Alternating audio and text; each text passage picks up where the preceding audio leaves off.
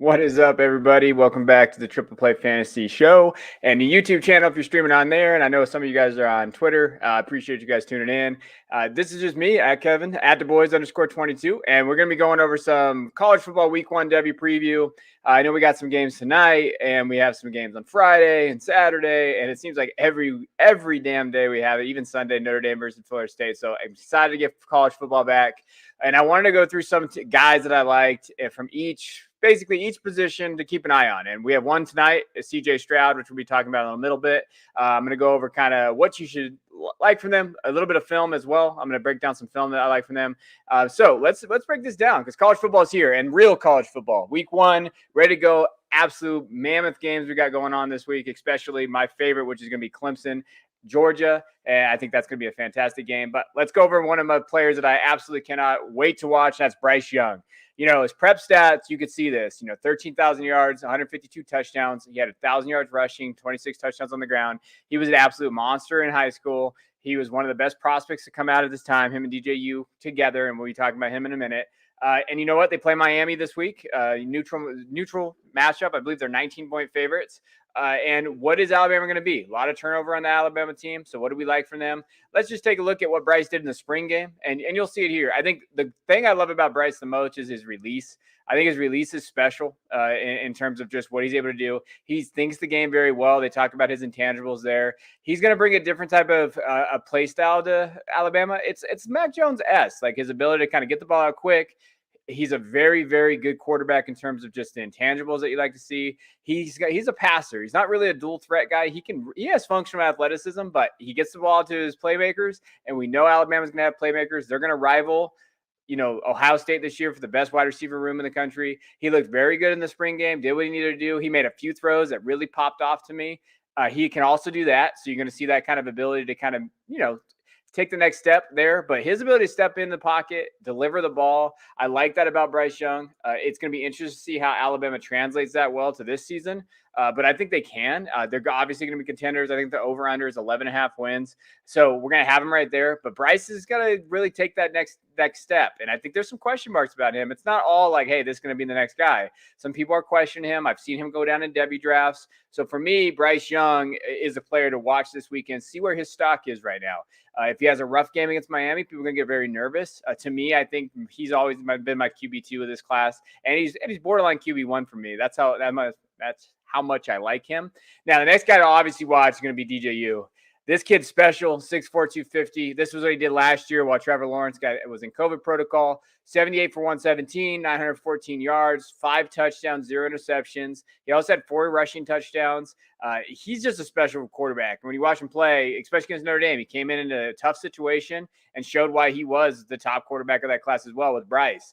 He gets the ball quick. He's got a big arm. He's got a big frame.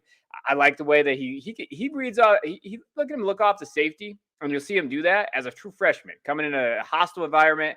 He's got a very, very strong arm, quick release too. He's got weapons there as well if they can stay healthy. That wide receiver room, Joseph Nagata's got to stay healthy. Justin Ross got to stay healthy. The kid to watch for me for Clemson, if he can get on the field early, is Beau Collins. He played with DJU in high school, and so he has that connection with them. I can see DJ and him having a very strong connection this season. He's a sleeper for me, so Beau Collins is that kid. But you'll see it here. He has that ability. Ija Johnson is there, Jew. He's going to have the weapons around him. Shipley's going to be there. He's got, Kobe Pace, all his guys. And he does this very well. And I think he actually is a better runner than Bryce Young. So you're going to look at that rushing upside. That's going to be him. And I love that about a Clemson. They do have some question marks on that offensive side, though. And so when we talking about Clemson this year, that Georgia game is massive. And what can they do? We talked about it in the Devy Royale. You know what? Georgia has one of the best defenses in the SEC. What can DJU do against that? They have some question marks on that offensive line. They have some question marks in a lot of different areas on that offensive side. Who's going to be their running back? How's that running back attack going to look? But the real guy is him. Is DJU, ability to stand in the pocket, make things happen. He's got good functional athleticism. He had a quick release, gets it off there. He is a QB1 of this class right now. And considering where Bryce is at, hasn't really started a game yet. Obviously, DJ is going to be that guy. But again, he's, we just looked at his stats. He's not, he wasn't a barn burner last year. He did very well, but there's some question marks there. Now, look at that throw. That's the throw that actually makes me so excited to watch him play quarterback. Look at his back shoulder throw, knows you're going to go to, quick release, gets it to the right to the shoulder. Like, that's an NFL throw. That's DJ. So this is what he did last year, just to kind of remind you guys. Now, my next guy's playing in an hour. And so if you're watching this on YouTube later, you might have missed it. We'll see what he does. But if you're watching it right now and we're talking about it, and that's CJ Stroud. Ohio State has a great quarterback room, and we're talking about just what they have. They have Quinn Ewers there now, obviously the number one recruit for next year. He got there early. Kyle McCord is there now. CJ Stroud. So Stroud gets the job, and this is the most hotly debated topic. Can he keep this job? A lot of people think that CJ's got to win the national title to keep this job from Ewers next year, me included. I think that he has to. In prep stats, he was a late bloomer. Junior and senior year, he really came on. He had 6,000 yards, 70 touchdowns, 15 interceptions. But he's a special kid, and he has a lot of talent. And when you're watching him, when he was competing for this job in the spring against McCord in the spring game, we can kind of watch it here. I think that he plays well. He's a gamer, and what they talked about him is just being a competitive nature. He's going to fit in that offense. He's been there for 2 years. I think they're going to just, as much as a Michigan fan, it pains me to say this, I think they're going to destroy Minnesota tonight. And for me, his over/under on prop bets was 185 yards passing. You should have smashed the over on that, because he's going to get that in that system with the weapons that he has. He looked okay in the spring game, but I think this is you got to watch him. You're going to watch him and McCord and see how they do tonight, because they're both going to get on the field. So Stroud and McCord are both going to get on the field tonight, probably, if Minnesota doesn't really play that well. You're going to see that. So that's the QB race to watch. There's still a competition to me. I know Stroud got the job, but those guys, and really they're competing against Ewers, who is there now. So he's got a year in that system. And so you might not be competing against Ewers on the field, but you're competing for next year. So a lot of pressure on Ohio State in that quarterback room. Now, as far as running backs goes, the guy that I want to really watch is Eric Gray. Transfer from Tennessee, obviously that dumpster fire at Tennessee. He went to Oklahoma. Oklahoma has now lost, I feels like, every running back on their roster, except for I think they have 2 scholarship running backs right now. So Eric Gray, what can he be? In a down class of this class, can he be the running back 3? His 2020 stats last year, what we saw, 157 attempts, 772 yards, 4 touchdowns. He also had 30 receptions, 250 yards, and 2 touchdowns. So what can Eric do that shows that he can be that running back 3 of the class? When you watch him, he does a lot of things well. He's got quick feet. He has a lot of things there. I know my co-host and friend Jeff Bell believes he's got Travis Etienne skills. And that's, we got to see that. I think he does. He's pretty elusive, and you can see him kind of break those tackles, get in the middle of the field. Here, again, he didn't really have that opportunity at Tennessee to really be that guy. But now what you see from just our perspective and what he's got going on, he can break it, and he can do that. He's going to eat in Oklahoma. That wide open system with all those weapons, Oklahoma should have the number 1 offense in the country. Add him to that piece. He's going to do absolutely fantastic there. But he's a guy to watch this week. Oklahoma, as we saw, they're playing Tulane. I believe they're playing at Oklahoma because of the hurricane. So what can they be? And it's on ABC. It's 9 a.m. early game. What can Eric Gray be? This is a true testament to see if Eric Gray can be the running back 3 of this class, like some people have. Some people have him as running back 2. I won't say who, but they're really high on him, even above. I believe it was Breece Hall I saw somewhere. So Eric Gray has a lot riding on him. Now, probably my favorite game that's going to happen is Texas versus Louisiana. Number 21 Texas versus number 23 Louisiana, the Raging Cajuns. And we talked about them recently. But that's Bijan Robinson. This kid's an absolute stud. 6 foot, 214, 2020 stats. He had 86 attempts, 703 yards, and 4 touchdowns. 15 receptions, 196 yards, and 2 touchdowns. Everybody's kind of dialing him as a running back 1 of this class, in a loaded class. Like, this class is loaded, and you'll see him here. He has receiving ability. He breaks free a lot. He's, everybody talks about him being Adrian Peterson. That's who he is. It's Adrian Peterson. And he has those tendencies. I think that he actually excels in the receiving game too. He's elusive in the open field. He does a lot of things very well, and I like him. Now, can he be the running back 1 of this class? I know recently we've had some bigger names in the industry talk about Jahmyr Gibbs as being running back 1. To me, it's still Bijan Robinson is the number 1, but Gibbs is there. Gibbs is not out of that tier altogether. You'll see it here, able to break up the field quickly. He uses his stiff arm well. Like, he's a load. He's a monster. He's going to be one of the most fun players to watch this year. Now, with that quarterback situation, I know they have Hudson Card starting. They're going to rely on Robinson too. So we can see a lot of carries for Robinson. So we're going to see a lot of carries. He's going to get a lot of targets in that passing game and receiving game. But right there, this run is just special. And that is probably the top run that I saw from last year. And just look at what he was able to do. This kind of fantastic. Stays in the end zone right there, or stays in inbounds right there, it'd be fine. again, lowers his shoulder, has faith. This is why he gets comps to Adrian Peterson. So Bijan Robinson, watch him. Texas, they have a tough game. Like, make no mistake, the Raging Cajuns are respectable. They have a lot of good offense. They're ranked for a reason. They came out last year and won their first game against Iowa State. So they play at 1:30 on Fox. Bijan Robinson should be must-watch TV. Now, let's go to wide receivers real quick. My guy, Kayshon Boutte. Boutte from LSU, 6', 190, 2020 stats, 45 receptions, 735 yards, and 5 touchdowns. He is the wide receiver one in college football for his class. And just here's why. Like, everybody's going to compare to Jamar Chase just because LSU, number one, all those different things. But he has the size, strength, physicality. He's quick. He's able to find it open zones. He has yak ability. And this is where he really, really excels. Catching the ball in open space, excelling, get that yak ability. That's kind of what you like to see from him. Catching the ball over the middle of the field, all those different things that he does well. He's got good eye discipline, and he's just a gamer. You saw it last year. He had really, really inconsistent quarterback play, but really he was the bright spot of this team. And besides him and Terrace Marshall, but after Terrace Marshall opted out, after Eric Gilbert disappeared, we're still looking for Eric Gilbert. We're not 100% sure where Eric Gilbert's at right now. But when you look at Boutte, what he's able to do, I mean, he's the wide receiver one of this 2023 class, and an absolute loaded class. A lot of these guys that we're talking about today are in that class. But he has that ability right here. This is where he's going to be. What can they be? They're playing a tough, you know what? I actually like the LSU versus UCLA game a lot more than some. It's a kind of a must win for both programs to show what they are.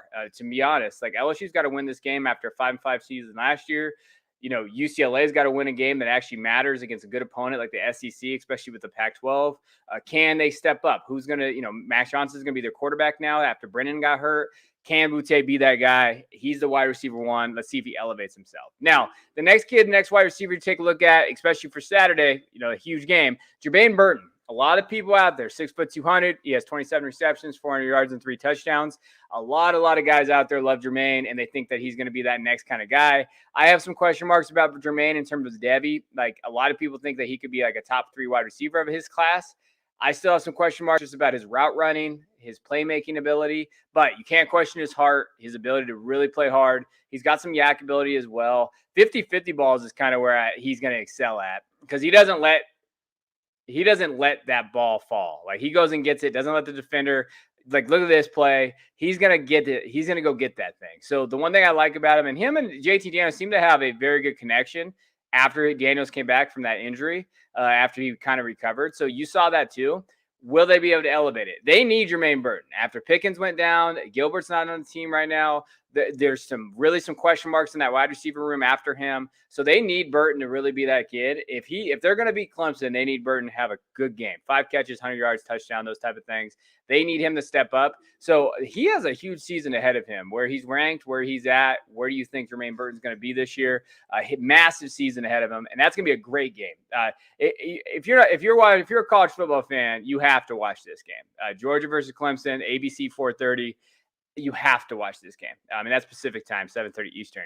That is the number one game this weekend. And if they're going to beat Clemson, they need Jermaine Burton to really step up. And Clemson's returning all 11 starters. So this is really to show your Burton what is he going to be. And this is, Devy's stock goes quick. And what can he do there? Now, my favorite guy that I've been touting all year, I cannot leave this without talking about him. Oregon plays Fresno State this week.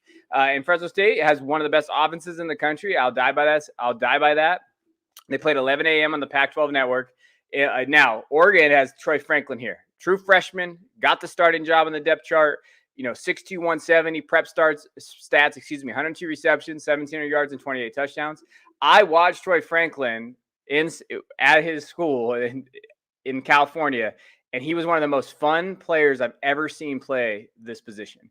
He is absolutely explosive. He's quick. He's fast. They use them in all different ways. He kickoff return, special teams, punt return. They're going to use him in screens, ability. He's going to lead Oregon in receiving yards. That's what I've been saying this whole summer. I've talked about him being the number one target on this team. I know they have Devin Williams, and I know they have a lot of different guys, even Thornton. But this kid right here is going to take the Pac-12 by storm. He's that good. He's going to challenge a G Hall for the wide receiver one of this class. That's how much faith I have in Troy Franklin.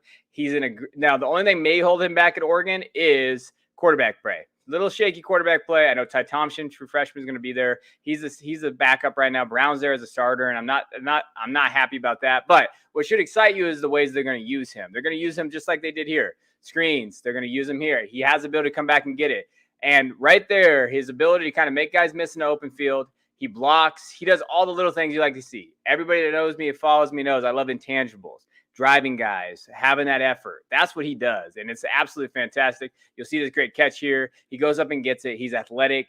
He's strong. I'm going to be watching this kid. I don't even have the Pac-12 network. I got to find it. I'm going to legally download the Pac-12 network just so I can watch Troy Franklin play this weekend.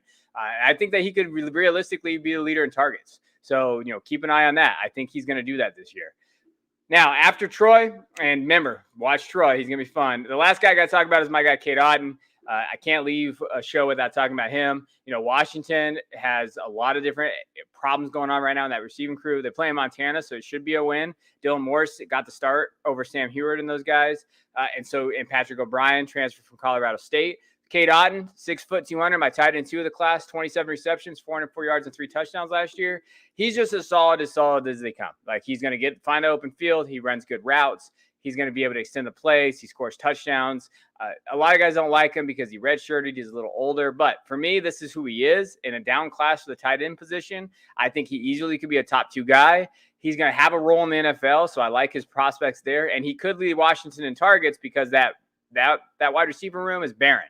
Not a lot of wide receiver room there. Not a lot of issues there. So just, be on the lookout for Cade, what he can do, what he can accomplish, what he can catch over the middle. So I'm a big Cade Auden fan. So those are the guys that I really think you should be watching this weekend. Remember, Bryce, DJU, CJ Stroud, Eric Gray, Bijan Robinson, Keyshawn Boutte, Jermaine Burton, Troy Franklin, and Cade Auden. Those are the guys to take a look at.